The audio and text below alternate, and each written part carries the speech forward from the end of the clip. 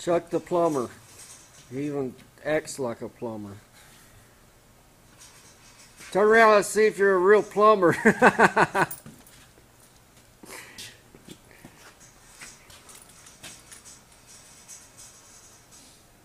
says don't use those rubber gloves. Look what he's got right there. Well, I mean, that's to go underneath the leather ones. Yeah. But I mean, them thick rubber gloves, it'll pinch and it'll twist your break your fingers.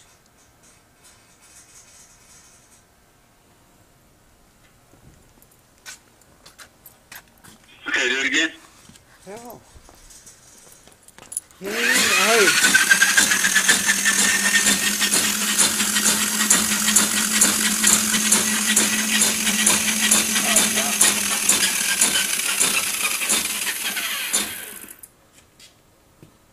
Stop.